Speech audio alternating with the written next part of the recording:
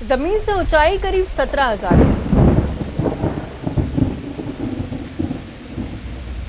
Minus में तापमान, सामने दुश्मन जो पहाड़ की चोटी पर बैठा था और नीचे से चढ़ रहे भारतीय जवानों पर लगातार गोलियां बरसा रहा था।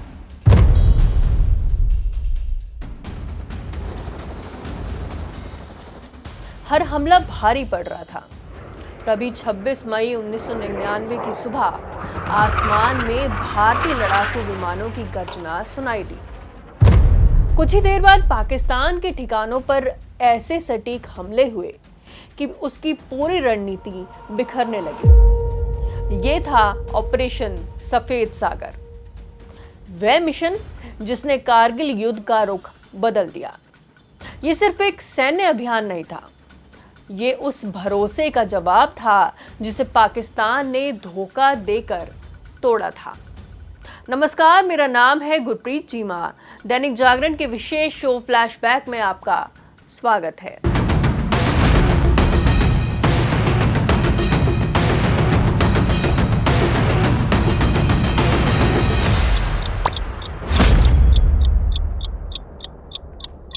आज तारीख है 22 जुलाई। आज से ठीक 27 साल और 5 महीने पहले फरवरी 1999 में दुनिया ने एक ऐसी तस्वीर देखी जिसने भारत और पाकिस्तान के बीच दशकों से चले आ रहे तनाव के बीच शांति की नई उम्मीद जगा दी। 21 फरवरी 1999 को तत्कालीन प्रधानमंत्री अटल बिहारी वाजपेयी दिल्ली से सदाए सरहद बस में सवार होकर लाहौर पहुंचते हैं। इस बस में उस समय के विदेश मंत्री जसवंत सिंह, कपिल देव, देवानंद और जावेद अख्तर जैसी बड़ी हस्तियां भी मौजूद थीं, जिससे अंदाजा लगाया जा सकता है कि भारत इस समझौते को लेकर कितना सीरियस था। पाकिस्तान के वजीर आजम नवाज शरीफ भी अटल जी और तमाम लोगों का गर्मजोशी से स्वागत करते हैं। वहीं दूर परवेज मुशर्रफ भी खड़े थे, जिन्होंने अटल जी को देखकर सैल्यूट किया। इसके बाद दोनों नेताओं के बीच मुलाकात सिर्फ कूटनीतिक औपचारिकता नहीं थी, बल्कि इसे दक्षिण एशिया में रिश्तों की नई शुरुआत के तौर पर देखा जा रहा था। लाहौर स्थित सम्मेलन के दौरान दोनों देशों ने लाहौर घोषणा पत्र पर हस्ताक्षर किए। परमाणु शक्ति संपन्न होने के बावजूद भारत और पाकिस्तान ने बातचीत के जरिए विवाद सुलझाने, आपसी विश्वास बढ़ाने और क्षेत्र में शांति बनाए रखने का संकल्प लिया। उस वक्त ऐसा लग रहा था कि शायद दशकों पुरानी दुश्मनी अब इतिहास बनने वाली है, लेकिन किसी को अंदाजा नहीं था कि दोस्ती की इस तस्वीर के पीछे एक ऐसी साजिश आकार ले रही है जो कुछ ही महीनों बाद कारगिल की बर्फीली चोटियों पर खूनी जंग में बदल जाएगी।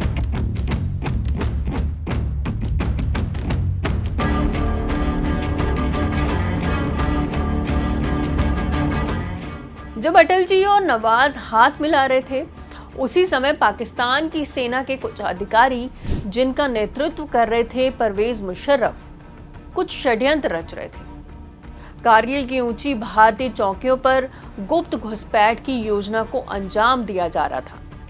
सर्दियों में भारतीय सेना मौसम की वजह से कुछ ऊंची पोस्ट अस्थायी रूप से खाली करती है। पाकिस्तान ने इसी कमजोरी का फायदा उठाया। उसके सैनिक कुछ चरवाहों का भेष बनाकर भारतीय सीमा के भीतर कई चोटियों पर कब्जा कर चुके थे। भारत को इसका अंदाजा भी नहीं था। बाद में खुद नवाज शरीफ ने इस बात को स्वीकार किया कि लाहौर समझौते का उल्लंघन पाकिस्तानियों की सबसे बड़ी गलती थी। मई 1999 की शुरुआत में कारगिल के बटालिक क्षेत्र में रहने वाले चरवाहे ताशी नाम्याल ने कुछ संदिग्ध लोगों को पहाड़ों पर देखा था। उसने भारतीय सेना को इसकी सूचना दी थी और शुरुआत में ऐसा लगा था कि जैसे कुछ घुसपैठिए होंगे, लेकिन अब जब जांच हुई तो ये पता चला कि मामला कहीं ज्यादा बड़ा है। पाकिस्तान की नियमित सेना कई ऊंची चोटियों पर बैठ चुकी थी और श्रीनगर ले राष्ट्रीय राजमार्ग पर नजर रखी जा रही थी। भारतीय सेना ने ऑपरेशन विजय शुरू किया, लेकिन जल्द ही समझ आ गया कि ये कोई नॉर्मल युद्ध नहीं है। दुश्मन 16 से 18,000 फीट की ऊंचाई पर बैठा था। ऊपर बैठे सैनिक को नीचे चढ़कर आने वाले सैनिक पर हमेशा बढ़त मिलती है। हर हमला भारी नुकसान में बदल रहा था।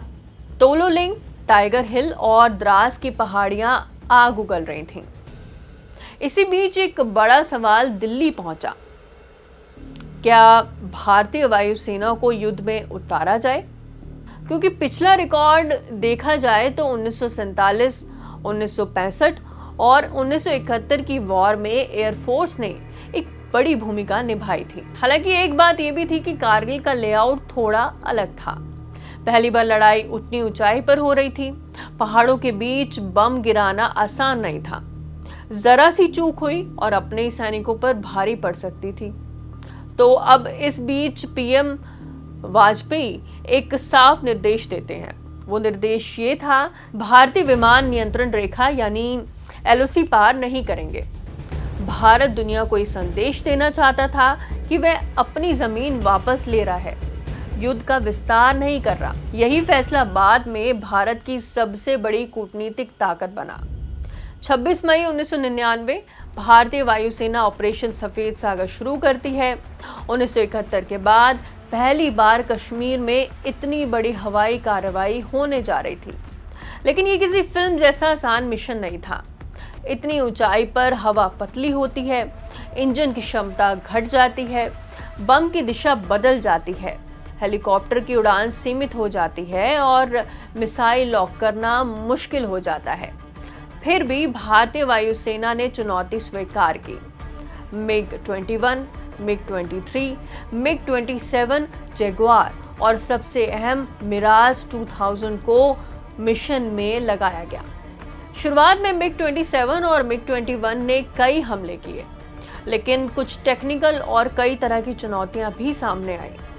एक MiG-27 के इंजन में खराबी आ गई और उसे बचाने पहुंचे MiG-21 को पाकिस्तान मिसाइल ने मार गिराया। फ्लाइट लेफ्टिनेंट नेचिकेता पाकिस्तान की कैद में चले गए, जबकि स्क्वाड्रन लीडर अजय आहूजा दुश्मन की गोली का शिकार हो गए। उनकी शहादत पूरे देश को झकझोर गई। इसके बाद रणनीति बदली गई। अब मैदान में आया मिराज 2000। यहीं से ऑपरेशन सफेद सागर का असली चेहरा दुनिया ने देखा। मिराज 2000 ने पहली बार इतनी ऊंचाई पर लेजर गाइडेड बमों का इस्तेमाल किया। पाकिस्तान की सप्लाई लाइन, गोला बारूद के ठिकाने और कमांड सेंटर सटीक निशाने पर तबाह होने लगे। मुंथो ढालों में पाकिस्तान के बड़े लॉजिस्टिक बेस पर लगभग 1000 पाउंड के लेजर गाइडेड बम गिरने लगे। ये हमला पाकिस्तान के लिए इतना विनाशकारी साबित हुआ कि उसकी रसद व्यवस्था पूरी तरह से टूट गई। इसके बाद ऊंचाइयों पर बैठे सैनिकों तक खाना, गोला बारूद और मदद पहुंचाना लगभग असंभव हो गया। इस मिशन के पीछे एक दिलचस्प कहानी भी है। उस समय भारत के पास पर्याप्त लेजर गाइडेड बम नहीं थे। फ्रांस कुछ तकनीकी मदद देने के लिए हिचक रहा था। अब ऐसे समय में इजराइल ने बेहद तेजी से भारत को लेजर गाइडेड बम किट, निगरानी उपकरण और जरूरी तकनीकी सहयोग उपलब्ध करवाए। विशेषज्ञों के मुताबिक इस मदद ने मिराज 2000 की मारक क्षमता कई गुना बढ़ा दी। ऐसा माना जाता है कि भारत इजराइल रक्षा संबंधों की मजबूत नींव यहीं से पड़ी थी। ऑपरेशन सफेद सागर के साथ साथ एयरफोर्स उस दौरान एक और ऑपरेशन चलाती है या कहीं मिशन चलाती है, जिसे टोही मिशन के नाम से जाना गया। इस मिशन के अंतर्गत दुश्मन की हर हरकत पर नज़र रखी जा रही थी, रिकॉर्ड किया जा रहा था और रियल टाइम जानकारी दी जा रही थी। कौन सी चोटी पर कौन सा सैनिक बैठा हुआ है और कहां पर बंकर बने हुए हैं, किस रास्ते से सप्लाई पहुंच रही है और सेना किस तरीके से तालमेल कर सके। पाकिस्तानी सेना लगातार दुनिया को ये बताने की कोशिश कर रही थी कि कारगिल में लड़ने वाले सिर्फ कश्मीरी मुजाहिदीन हैं, लेकिन एक इंटरसेप्टेड फोन कॉल ने सब कुछ बदल दिया। भारतीय एजेंसियों ने पाकिस्तान के सेना प्रमुख जनरल परवेज मुशर्रफ और लेफ्टिनेंट जनरल मोहम्मद अजीज खान के बीच हुई बातचीत रिकॉर्ड कर ली। इस बातचीत ने साफ कर दिया कि घुसपैठ के पीछे सीधे पाकिस्तान का हाथ है। भारत ने ये रिकॉर्डिंग सार्वजनिक कर दी और पूरी दुनिया के सामने पाकिस्तान का झूठ बेनकाब हो गया। अब युद्ध के दौरान एक और दिलचस्प बात सामने आती है। भारतीय सेना को कई जगह पाकिस्तानी सैनिकों के पास के कुछ ऐसे दस्तावेज मिले जिनसे साबित हुआ कि नॉर्दर्न लाइट इन्फेंट्री के नियमित सैनिक थे, कोई मुजाहिदीन नहीं थे। पाकिस्तान लंबे समय तक अपने मारे गए सैनिकों के शव लेने से भी इनकार करता रहा। उधर मोर्चे पर भारतीय सैनिक एक एक चोटी वापस लेने के लिए जान की बाजी लगा रहे थे। पत्रकार हरिंदर बावेजा अपनी किताब अ soldiers diary Kargil the inside story में एक घटना का जिक्र करते हैं। तोलोलिंग की लड़ाई के दौरान एक गोला कश्मीर सिंह के बिल्कुल पास फटा। उनका हाथ शरीर से अलग हो गया, लेकिन उन्होंने दर्द की परवाह नहीं की।